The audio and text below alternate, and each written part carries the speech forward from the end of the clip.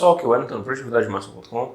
Olha só, né? Vimos aí a falência de duas empresas financeiras, né? Portocred e BRK, Brickell, né? E o que é que acontece? Muitos de vocês que são investidores, né, podem ter recebido um e-mail das corretoras, né, que vocês investem, informando a falência dessas instituições, liquidação extrajudicial, termo aí técnico, né, para a gente falar sobre esse assunto.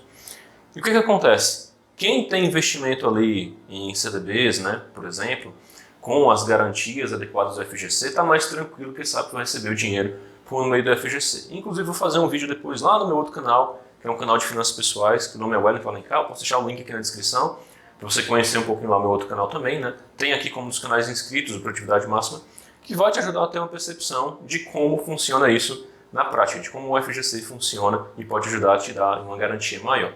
O que acontece? Esse pessoal veio à falência, certo? E quem tem recursos lá acima desse valor do FGC está perdendo seu dinheiro, né? Isso é uma realidade aí que as pessoas vão ter que depois discutir a nível judicial para tentar recuperar parte desse valor, o máximo possível desse valor, tudo bem? É importante compreender esses mecanismos sim, esse é um tipo de risco em questão que a gente vai comentar aqui, falando um pouco sobre o mercado bancário e como ele funciona a nível de gerenciamento de risco. Se você não é inscrito ainda no nosso canal, se inscreve por favor, deixe o seu like, compartilha, comenta e você nos apoia dessa forma a estar aqui sempre trazendo conteúdo para você, ok?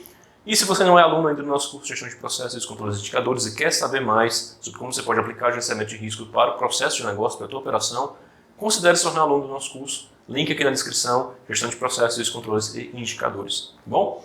Vamos lá, pessoal. É o seguinte, né? Como falei, essas duas instituições, BRK e Portocred,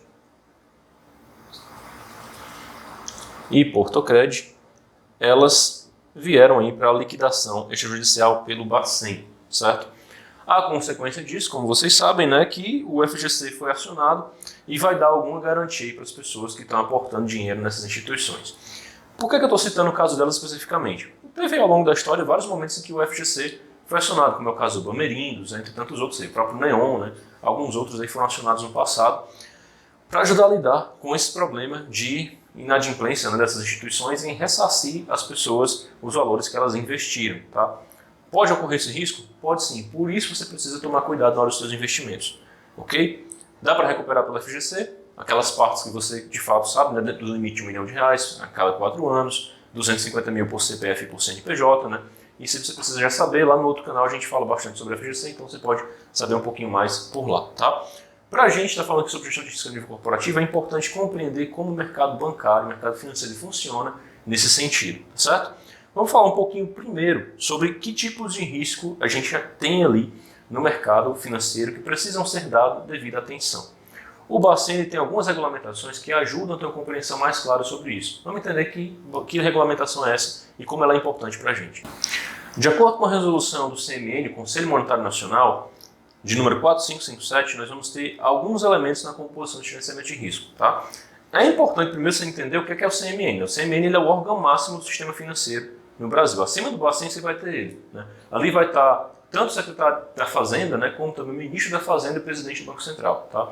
O secretário da Fazenda, o ministro da Economia e o presidente do Banco Central. Que agora, com a mudança de governo, está tendo aí uma alteração nesses cargos, na titulação dos cargos, mas são as pessoas que cumprem esse papel, tá? Alguém da arrecadação, a pessoa que tem um planejamento central, que seria justamente o ministro da Economia, né, que agora voltou a ser ministro da Fazenda, aparentemente, e também a figura do presidente do Bacen, tá? Eles se juntam, as três pessoas, obviamente assessorados adequadamente, para discutir, entre outras coisas, a política monetária do Brasil.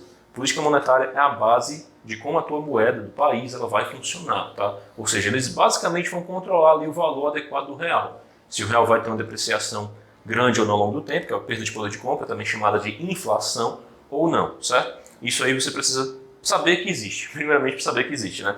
O CMN dá diretrizes que o Banco Central vai replicar aí para o mercado como um todo, até porque o banco tem essa função, o Banco Central tem essa função também como agente ali de regulamentação para o mercado. Não é uma agência regulamentadora, é uma autarquia, mas ele acaba cumprindo essa função de regulamentar as instituições financeiras também no país, ok? Então vamos compreender um pouquinho melhor. Tem essa resolução, CMN 4557, eu vou colocar aqui para a gente não esquecer,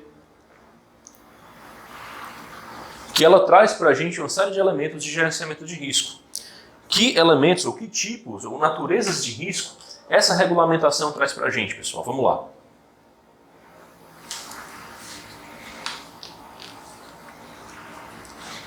O primeiro, e claro, clássico, né, mais importante de todos, é o risco de crédito. Depois nós vamos ter, também muito importante, né, o risco de mercado. Vamos ter claramente, além de risco de crédito de mercado, né, um risco operacional.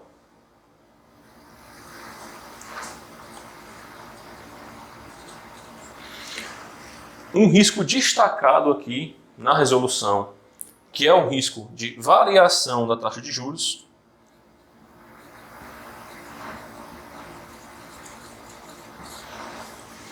Temos um risco também socioambiental, que ele vira um risco ESG, tá?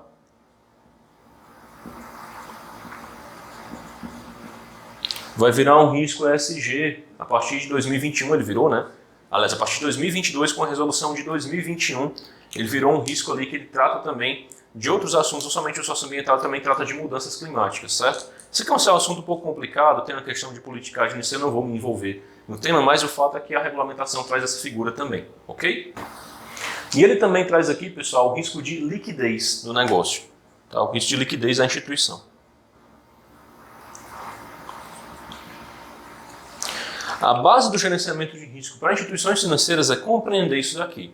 Ao longo do tempo, sempre se deu muita atenção a esse e esse. Bem destacado, né? Os três aí principais, bem destacados para a gestão de instituições financeiras. Risco de crédito e mercado operacional. Mas esses dois elementos, esses outros três elementos aqui também são muito importantes. A nível operacional, esses dois aqui, inclusive, são extremamente importantes, tá? Além disso, nós vamos ter no mercado financeiro, né, no setor financeiro, um outro índice também muito importante para os bancos, que é o índice de Basileia. Tá? O índice de Basileia ele é fundamental para você ter um pouco mais de segurança do teu banco, se ele está tendo recurso ali ou não, do quanto de fato ele produziu de dinheiro. Tá? Nós vamos ter um multiplicador bancário, que é o poder do banco comercial, de pegar os depósitos que foram feitos nele e fazer mais dinheiro a partir dali, emprestando um recurso que não é dele, né? Ele pega o dinheiro que não é dele, de outras pessoas pode emprestar e pode multiplicar isso. E a partir daí a gente vai ter o famoso índice de Basileia, que é justamente a capacidade do banco de honrar com os valores adequados para ele. O Banco Central define um índice mínimo ali, se não me falha a memória, em torno de 11%, né? Algo assim. Agora realmente está me fugindo da memória. Mas você vai ter bancos grandes, né? Principalmente os bancos que estão no segmento de listagem S1, indo para patamares bem superiores a esse, certo? Com valores ali bem mais elevados, às vezes próximos de 14%, 15%. Você vai ter vários bancos nessa situação que dão uma segurança maior para os investidores de que vai haver capacidade deles de liquidar, né, de pagar, na verdade, as contas adequadamente para quem fez os investimentos, fez o aporte financeiro naquela instituição. Dá mais segurança. Por essa razão que esse índice ele é tão importante. Um dos índices mais importantes do mercado como um todo. E Basileia, vocês vão pesquisar depois talvez aí para saber um pouquinho mais, nós vamos ter, ao longo da história, evoluções dos acordos de Basileia.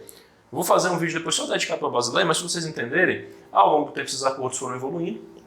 Você saiu ali da Basileia 1, 2, já entra na Basileia 3, né? Que ela trata de riscos específicos e foi uma evolução ao longo do tempo, né?